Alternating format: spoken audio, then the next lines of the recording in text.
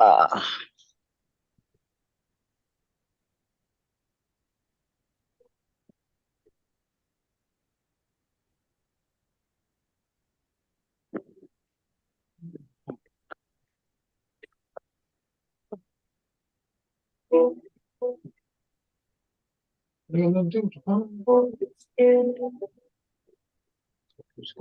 Hello?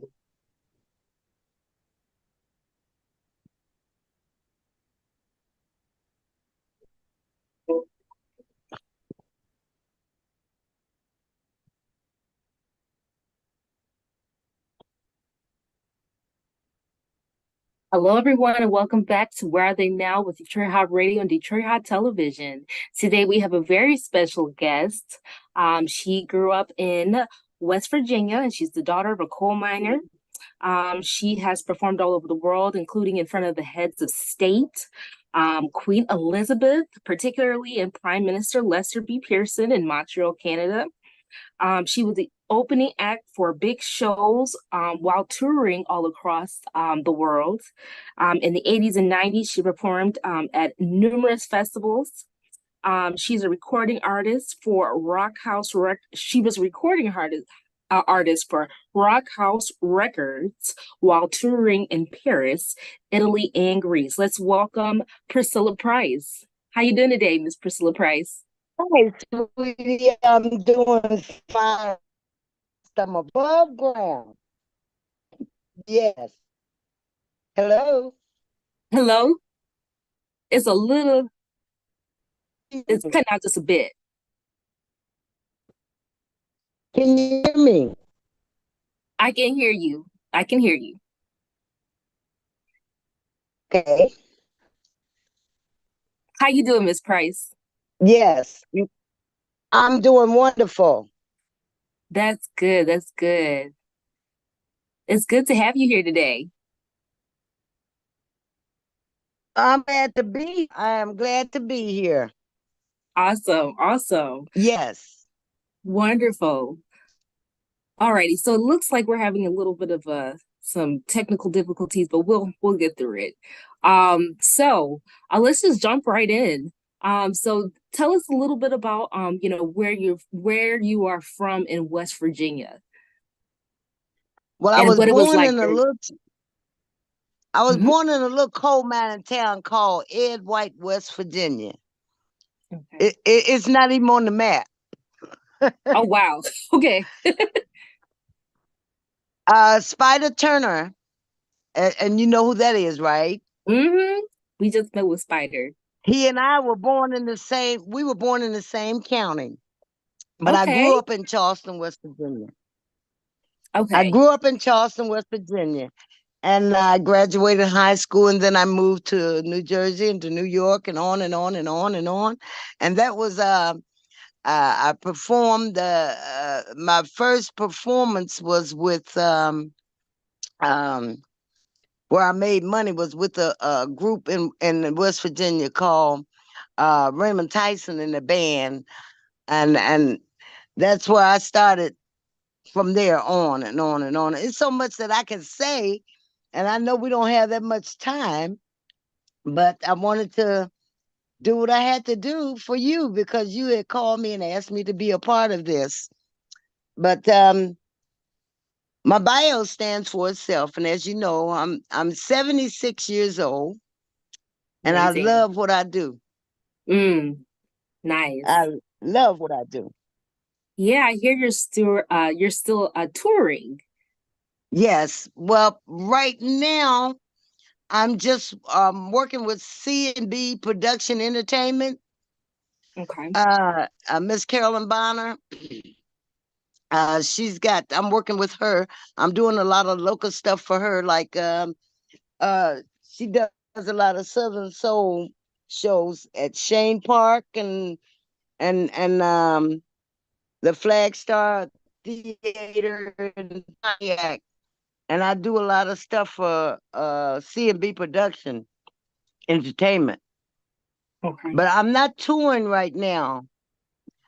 Uh but I do private parties. I don't sing in bars, but I do private parties, concerts, festivals and stuff like that. Okay. All right, all right.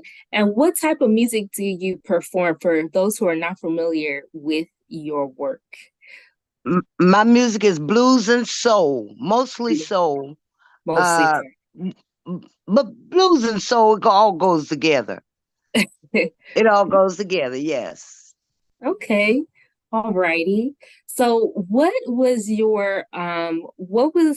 a moment in your early discovery process, when you were just trying to figure out like, hey, what do I want to do with my life? Or did you always know? Like, can you tell us a little bit about that? I've always known what I wanted to do. Mm-hmm. I didn't want to work in no factory. I didn't want to do no housework. I didn't want to work in no restaurants. But I did work in a restaurant. It was Okay. called Fuller's Place, and it was on Woodward.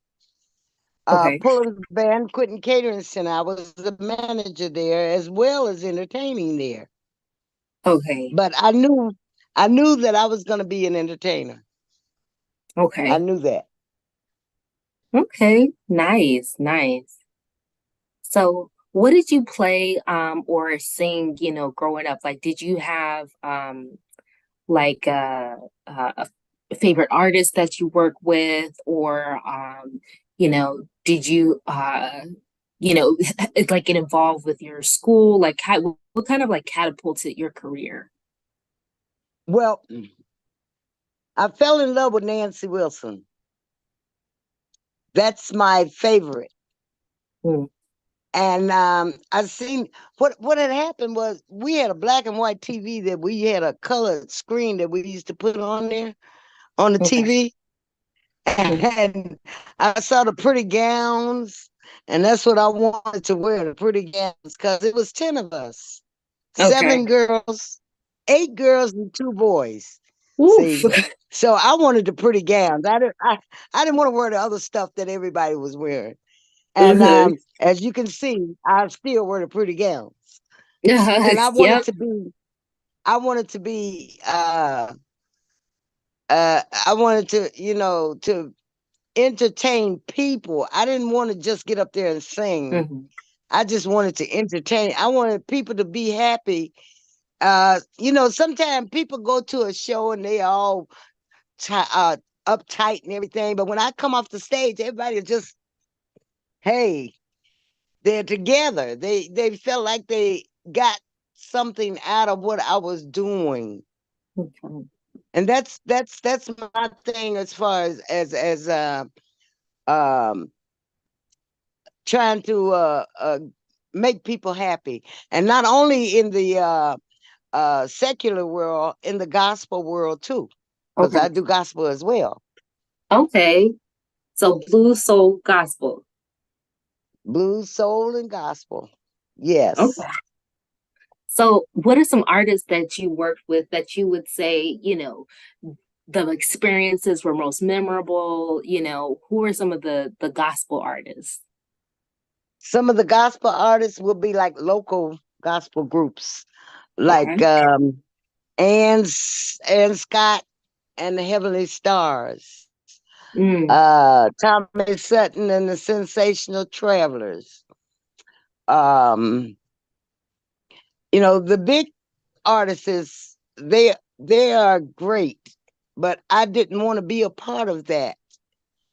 Um, like the Clark sisters and all of that. I didn't want to be that. First of all, let me say this. I asked the Lord to give me the opportunity to work and make a living out of entertaining. I didn't want to be where I had to have guards around me and people around me when I go to the grocery store, or if wow. I wanted to be able to go to the laundromat or whatever, without all of these the people around me. And Yeah. I wanted to be able to take care of myself without being, in that situation. Mhm. because when you got a lot of people around you, you got a lot of problems. Yeah. Yeah. And as you can see, that's what's going on with some of these big stars. They got so many people around them. They're just Mhm. sitting around doing whatever you tell them to do, whatever they want to do to get what they want to get. Yeah, it's But like all in I, your I, ear. I didn't want that for me.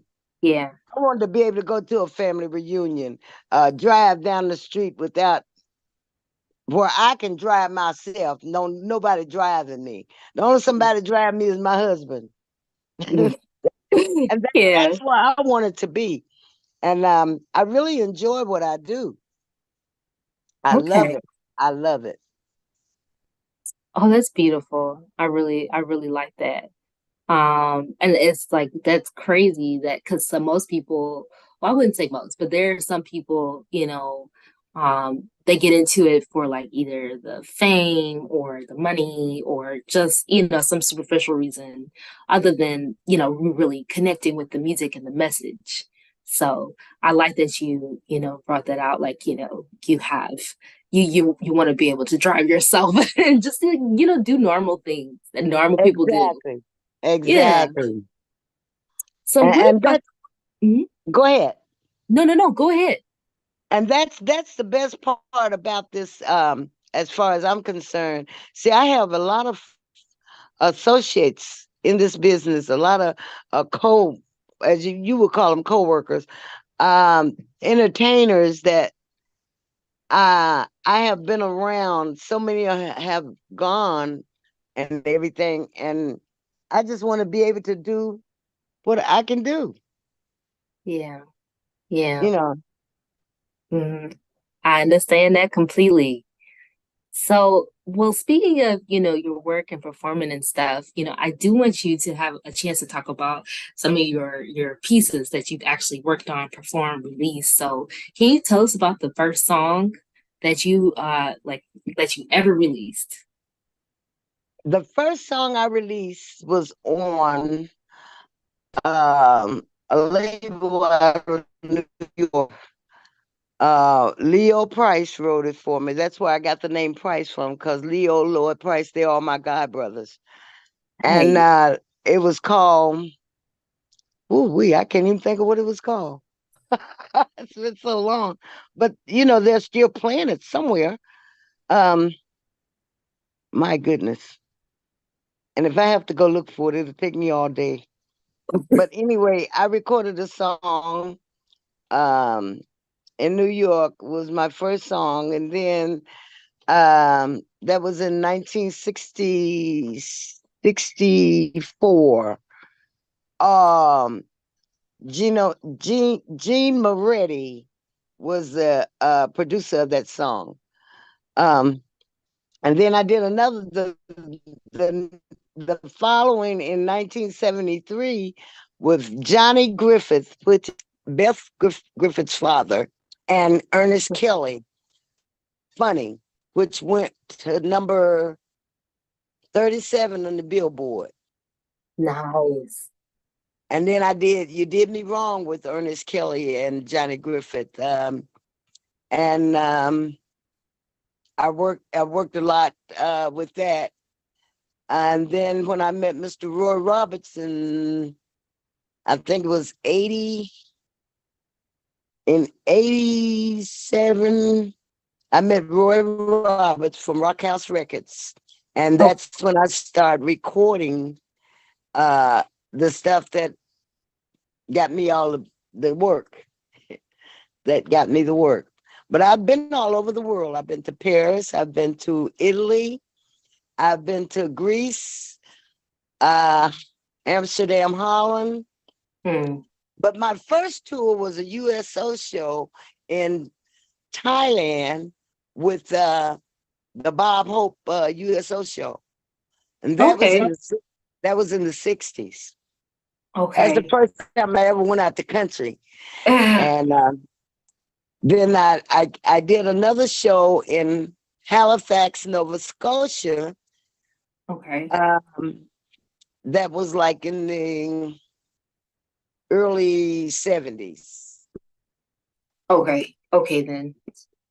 And then in the 90s, I just started traveling all over the world with, I don't know if you might remember Mr. Chick Willis. He had the record Stoop Down, Baby, Let Your Daddy See.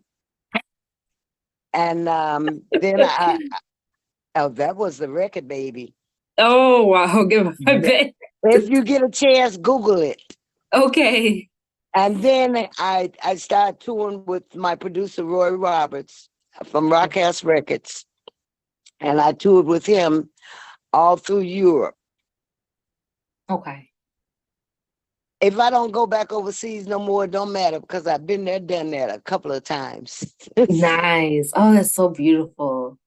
Yes. Oh, wow.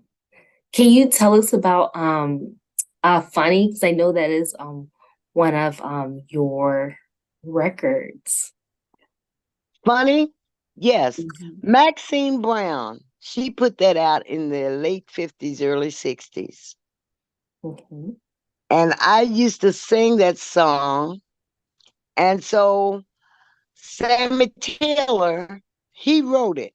He came here with Johnny Griffith and Ernest Kelly, and we did it at Don Davis Studio, United Sounds. We recorded it. And it, like I said, it went to number 37 on the Billboard. Mm. That was the biggest that I've had as far as a record goes. Nice. Now the CDs that I have now, I have 5 CDs. My bass player, he wrote Jerome Yancey. He wrote a couple of songs for me. Matter of fact, we're getting ready to release.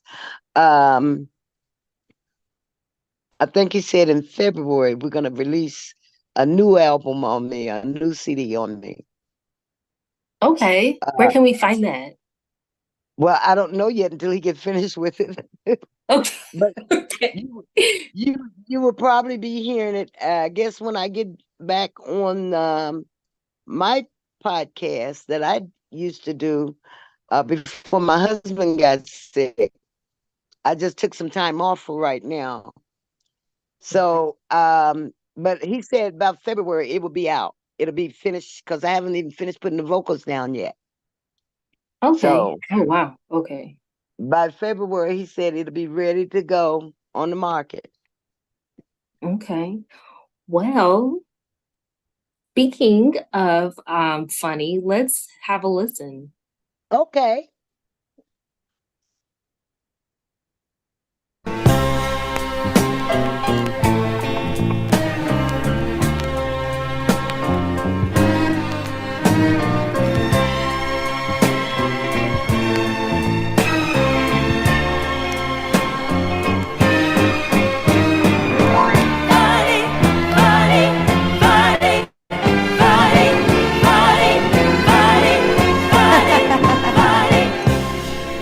It's funny, but when I pass your door,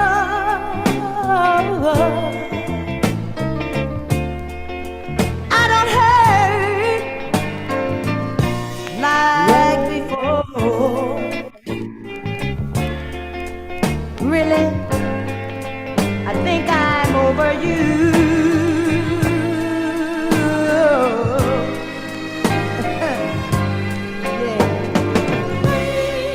It's funny, but when I hear them speak your name, this little heart no longer pain like it did the day you said we were through.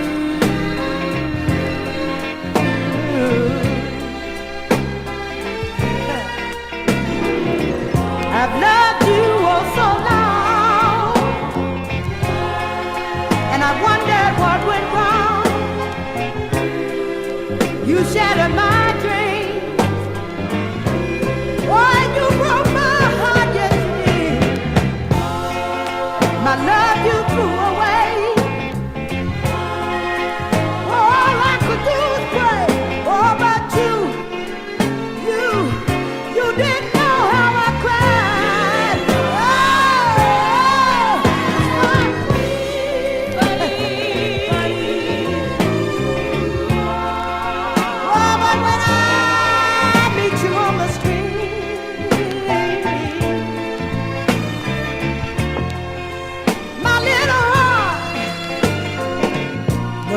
no, no longer skips a beat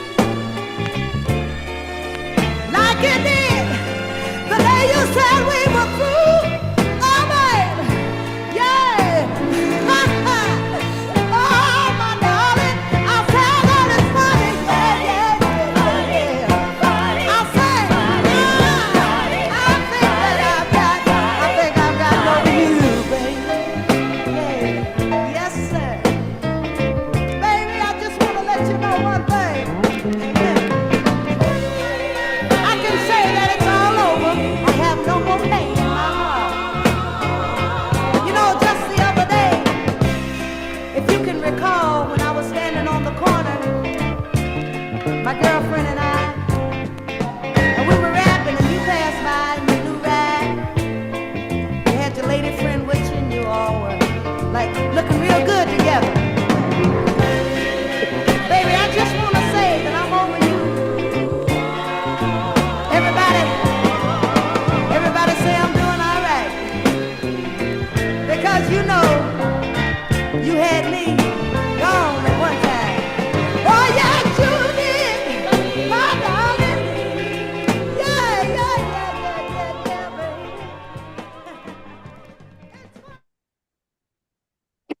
All right. Oh wow, I love that. I really, really do. You know, I don't know. Do you remember Ken Bell, Jay Don't think so. Butler? Ken Bell was DJ on JLB. They called Okay. the Master that here in Detroit. They played it. They played it. Ken Bell, Jay Butler, Donnie Simpson, all of these guys, they played that song here in Detroit and broke it here. I know my producer knows. She knows. Okay. Yes, she Okay. Yes. Well then, and then the background singers on there were Reverend Mike Jemison and his sisters. Okay. Okay. Okay. Reverend Mike Jemison was the background singer for Aretha Franklin. Ah, Yes, and him and his sisters did the background for that song. okay. Okay. Wow, I got a little history lesson here. Thank you. Yes. Okay. And so did you like how did you guys like come up with like the instrumentation and the lyrics? Like kind of like where did that song come from? Sammy Taylor out of New York wrote it for Maxine Brown. You too young to know who that was.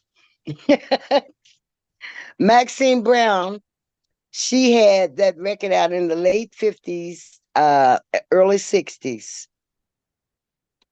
And she had a few more songs out that she was famous for. Okay. She was along with Maxine Brown, came out along with Chuck Jackson, Gene Chandler. She was out in that area. And she was hot back in her day. She was really hot. But I liked the song so much, so I asked uh my manager at that time. I told him I wanted to record that song, and he got with Ernest Kelly and Johnny Griffith, and they called Sammy Taylor. Sammy Taylor flew in from New York to go to the studio with me to do the song. Nice. Now, I hear that Only Yesterday is the A side of the single Funny.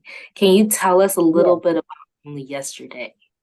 Only Yesterday, that was Johnny Griffith.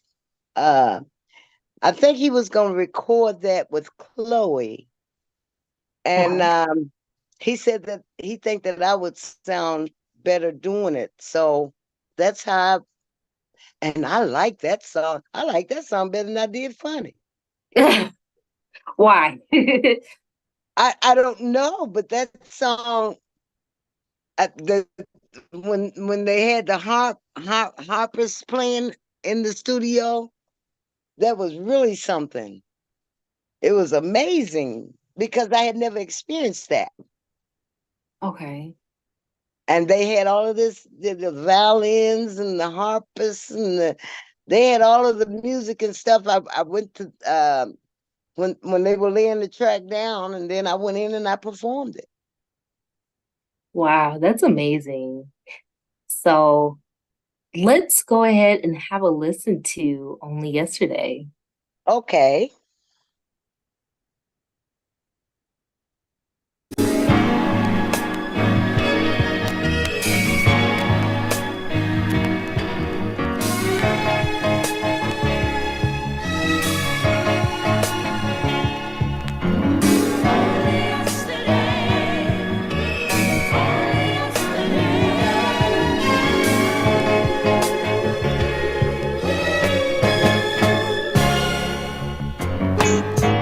Only yesterday, you said that you would always love me from now on, and you made it sound so very, very true. Oh, I just can't understand why I had so much faith in you. Oh, baby, it was only yesterday. You said that you would always be right here by my side, and I thought that you would always stay. I guess I'll never, never, never understand why you walked out on me the way that you did. I used to hang so restlessly on every word that you would speak. I even trembled at your slightest touch, like even believe I walked right. I knew that I was hardly bound because I love you, darling, oh, too much. And you, only yesterday, you had me hanging on so high up in the clouds, and you brought me back down to earth this way. Now you just can't understand how I could lose your love today. Oh, baby, we were so in love. It was only yesterday. You said that you would always be right here by my side. Oh, baby, it was only yesterday. Woo! My, it was only yesterday. Oh, baby, you got me going in circles, yeah.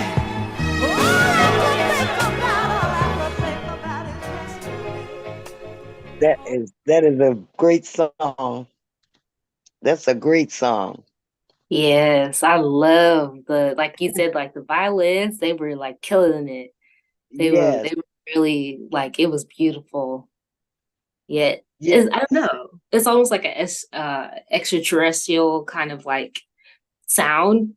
It's just very Yeah. uplifting, just kind of like makes you feel like you're floating away. Yes. And you just sit back and listen. If you just listen to the music, have you a nice glass of Chardonnay. Yeah. Oh, yeah. Oh my gosh, yeah. I hear you there. That would be nice actually. Oh wow. So outside of those two, it seems like they're really like, like memorable. The circumstances like surrounding them.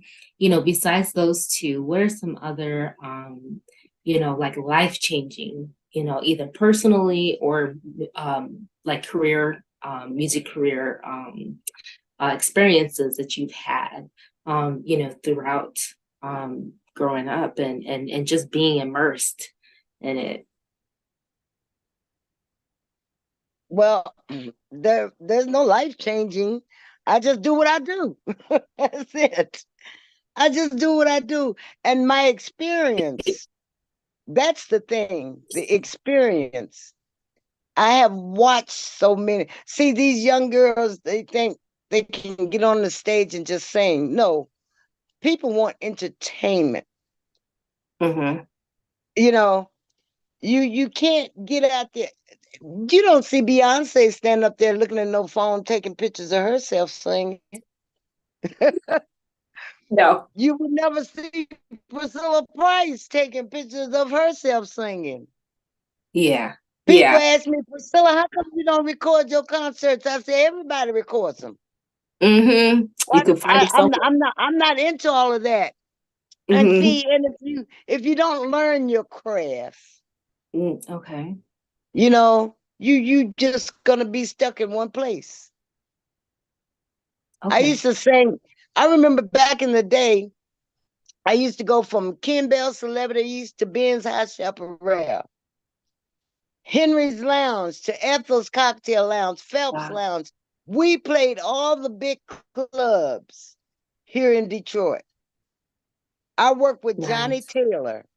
I worked with Tyrone Davis. I worked with Otis Redding.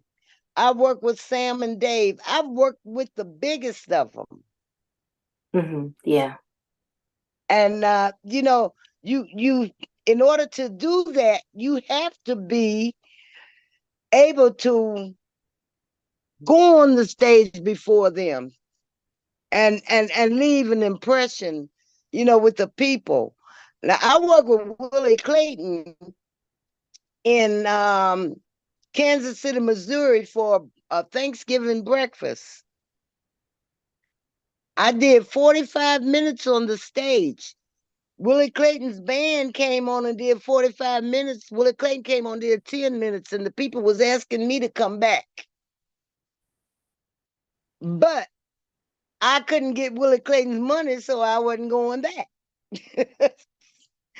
I enjoy what I do, but you have to know your craft. You can't just get up there and sing to a phone. You have to sing Yeah. to the people. And then before I go on the stage, I look at my crowd and Uh-huh. I can tell what they want to hear. Okay. Okay. So it's knowing not just your craft, but it's like knowing your audience no matter where you are. No matter where I'm at. If I Okay. sing to an all-white crowd, all I got to do is one song. That's Proud Mary. Yes. Oh my gosh, yeah. And an all-black crowd, all I got to do is Down Home Blues. Yeah. And I let them sing it. I don't say I started off and they finish it. Yeah. After a while, like you can get there where they're paying You you. have to get their attention. Yeah. Yeah. Oh man. Wow. So it seems like you had a really like just a full career, and just just like this is something that you really enjoy.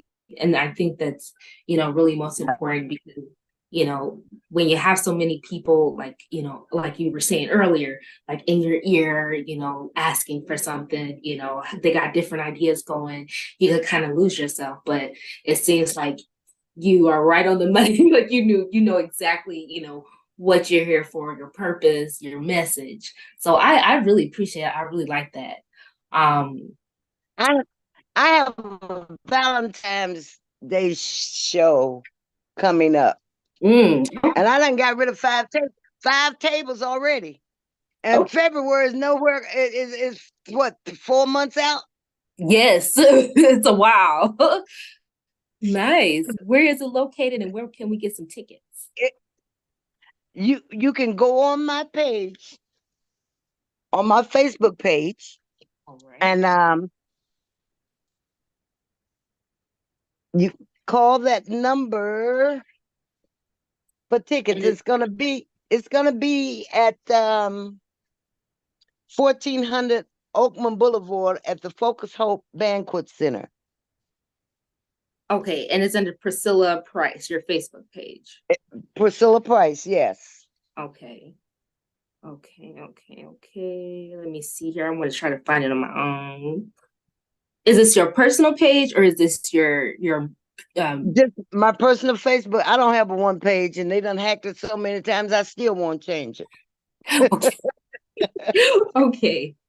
I Oh, won't change it. It's under Priscilla Price, and okay. and also you can also call 313-318-9196 for tickets. Okay. Okay. I think I see something here. Oh, 1400. Okay. I do see this. Is this correct? 1400 Oakman Boulevard. All right. So for all of our fans and our audience out there, please make your way to Miss Price's Facebook page so you can get some tickets, take your boo thing or whoever, and Yes. just support and enjoy. So, And it's free food, free parking. oh, okay, come on, guys, you guys should be there. It's free food, free parking. That's an easy one. Well, I do want to go ahead and wrap up our interview today, and by first of all thanking you so much for joining us. I would really, really, really appreciate you taking out time to just talk with us. And Yeah. I do want to ask one last question before we go. I noticed in our interview, there was an emphasis on perfecting your craft. But aside from that, or, if you want to expound on that, then that would be great too. What is some advice you have for people who aspire to sing, write music, just do whatever they love? Learn your craft. Mm-hmm. Learn it. Okay. Embrace it. And don't let nobody change your style. Okay. That's what I have to say. Okay. Okay. Don't let anybody change your style. Perfect. Anyone, because they have tried to tell me, Priscilla, won't you sing this? I said, won't you sing it your damn self? Excuse the French. I like your spunk. I love it. I really do. I love it. Yes. Okay. And you see the song that I sung at the Art Hall of Fame? I am not sure. The old school medley, did you hear it? I don't. That old school medley, I put all the old school songs on a CD. And I sell most of them everywhere I go when I'm performing. Okay. So it's like a set repertoire. Okay. It's right. It's a medley of old songs. Okay. Nice. And people love that song. Nice. Because, that's beautiful. But I thank you for having me on your show. And I hope to see you guys in February. Wonderful. Thank you so much. And you know what? Let's end on a beautiful note, a high note, and with you better watch yourself. God bless you. All right. Thank you so much, Ms. Price. All right. All right. Bye-bye. If you want to get it, that's all, and everything that I'm saying up here tonight.